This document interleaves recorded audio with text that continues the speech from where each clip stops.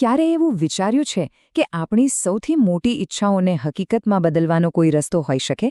આજે આપણે એક એવી જ શક્તિશાળી અને સાવ સરળ પદ્ધતિ વિશે વાત કરવાના છીએ જે આ જીવનના રહસ્યને આપણા માટે શક્ય બનાવે છે. તો ચાલો આપણે એક ખૂબ જ મૂળભૂત સવાલથી શરૂઆત કરીએ. આ સવાલ સદીઓથી લોકો પૂછતા આવ્યા છે. શું આપણા વિચારોમાં એટલી તાકાત છે કે એ આપણી આસપાસની દુનિયાને, આપણી વાસ્તવિકતાને બદલી શકે? આનો મૂળ સિદ્ધાંત એકદમ સીધો છે. આપણે જે વસ્તુ પર આપણું ધ્યાન અને આપણી ઊર્જા કેન્દ્રિત કરીએ છીએ એ જ વસ્તુ આપણા જીવનમાં પાછી આવે છે. આપણા વડીલો કહેતા હતા ને કે શુભ શુભ બોલો, બસ આ એ જ વાત છે, એક નવા સ્વરૂપમાં. તો સવાલ એ છે કે આ સિદ્ધાંતને આપણે રોજિંદા જીવનમાં ઉતારી કેવી રીતે શકીએ?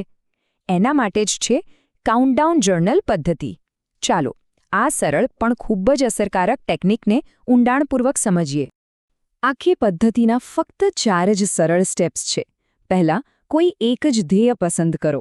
પછી એને એ રીતે લખો જાણે કે એ અત્યારે જ હકીકત હોય. ત્રીજું, એક કાઉન્ટડાઉન નક્કી કરો. અને ચોથું, દરરોજ, બસ દરરોજ એને જુઓ અને એક દિવસ ઓછો કરો. આ સતત પુનરાવર્તન જ આપણા અર્ધજાગૃત મન પર જાદુઈ અસર કરે છે. હવે એક સવાલ થાય કે કેટલા દિવસનું કાઉન્ટડાઉન રાખવું? જુઓ, આમાં કોઈ જાદુઈ આંકડો નથી. મુદ્દો એ છે કે સમય એટલો હોવો જોઈએ જે વાસ્તવિક લાગે. જો ધ્યેય મોટો હોય તો તેને સાકાર થવા માટે જરૂરી સંજોગો ઊભા થવામાં સમય લાગે છે. એટલે એક વાજબી સમયગાળો પસંદ કરવો ખૂબ જ જરૂરી છે. આ બધું સાંભળવામાં તો બહુ સરસ લાગે નહીં, પણ શું આ પદ્ધતિ ખરેખર કામ કરે છે? ચાલો હવે કેટલાક એવા લોકોની વાત કરીએ જેમણે આ પદ્ધતિનો ઉપયોગ કર્યો અને અકલ્પનીય પરિણામો મેળવ્યા. આ વાર્તાઓ જ આનો સૌથી મોટો પુરાવો છે. પહેલી વાર્તા એક નાની બાળકીની છે. એના પિતાનો પરિવાર મોટો હતો અને બાળકીની દિલથી ઈચ્છા હતી કે એનો પોતાનો પરિવાર પણ 7 સભ્યોનો બને. એકદમ નિર્દોષ પણ ખૂબ જ પ્રબળ ઈચ્છા. તો એણે શું કર્યું?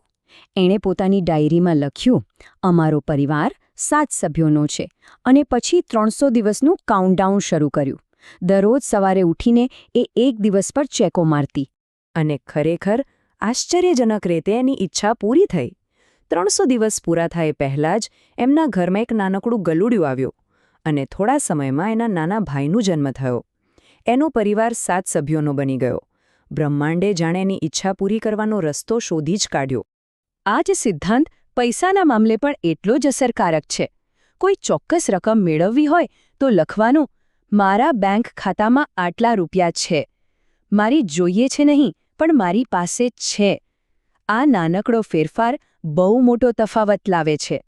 એટલું જ નહીં, સ્વાસ્થ્યના ક્ષેત્રમાં પણ આના ચમત્કારિક પરિણામો જોવા મળ્યા છે. એક વ્યક્તિએ ગંભીર બીમારીમાં એવું લખવાનું શરૂ કર્યું કે હું સંપૂર્ણપણે સ્વસ્થ છું અને મારા કામે પાછો ફરી ગયો છું, અને એમની રિકવરી એટલી ઝડપી હતી કે ડોક્ટરો પણ ચોંકી ગયા. તો ચાલો હવે એ જોઈએ કે આપણે બધા આ પદ્ધતિને આપણા પોતાના અંગત અને પ્રોફેશનલ જીવનમાં કઈ રીતે લાગુ કરી શકીએ. દાખલા તરીકે, ઓફિસમાં કોઈની સાથે સંબંધો સારા ન હોય તો એ સમસ્યા વિશે વિચારવાનું બંધ કરો. એના બદલે લખવાનું શરૂ કરો કે મારા અને મારા બોસના સંબંધો ઉત્તમ છે. યાદ રાખો, આપણે જેની પર ધ્યાન કેન્દ્રિત કરીએ છીએ એ જ વસ્તુ વધે છે. હવે માની લો કે કોઈને પ્રમોશન જોઈએ છે, તો ફક્ત હું આ પદ પર છું એમ લખવું પૂરતું નથી. એની સાથે એ પણ વિચારવું પડશે કે પદ માટે કઈ કઈ આવડતની જરૂર છે. પછી એ દરેક આવડત માટે નાના નાના ધ્યેયો અને કાઉન્ટડાઉન બનાવો. આ રીતે એક ઈચ્છા એક નક્કર એક્શન પ્લાનમાં ફેરવાઈ જાય છે. સ્વાસ્થ્ય માટે પણ આ જ નિયમ લાગુ પડે છે. મારે વજન ઘટાડવું છે એવું લખવાને બદલે લખો, મારું વજન મારી ઊંચાઈ માટે એકદમ પરફેક્ટ છે. ફરી એકવાર, વર્તમાન કાળમાં લખવું એ જ ચાવી છે. મારે બનવું છે નહીં, પણ હું છું.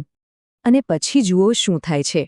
જ્યારે કોઈ રોજ લખે છે કે હું સંપૂર્ણપણે ફિટ છું, ત્યારે એને આપોઆપ જ જીમ જવાની કે કસરત કરવાની પ્રેરણા મળવા લાગે છે. મન શરીરને એ દિશામાં કામ કરવા માટે તૈયાર કરવા લાગે છે. આ પદ્ધતિનો સૌથી સુંદર ભાગ એ છે કે તેની અસર ફક્ત આપણા સુધી સીમિત નથી રહેતી. આપણે આ સકારાત્મકતાને આગળ પણ વધારી શકીએ છીએ. પણ અહીં એક વાત સમજવા જેવી છે.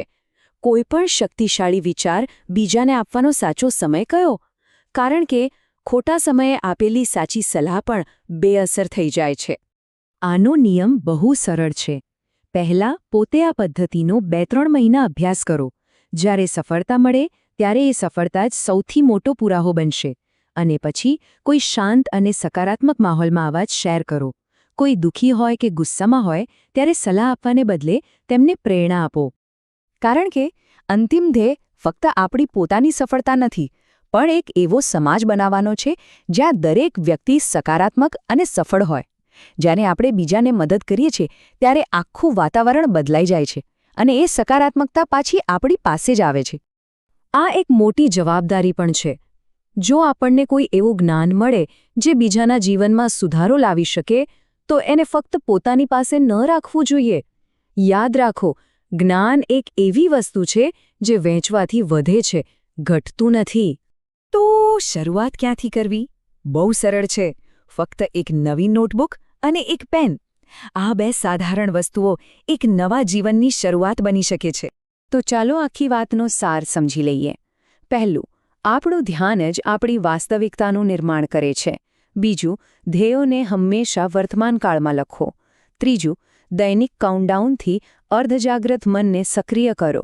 અને ચોથું, સફળતા મળ્યા પછી આ જ્ઞાન બીજાઓ સાથે પ્રેમથી વહેંચો.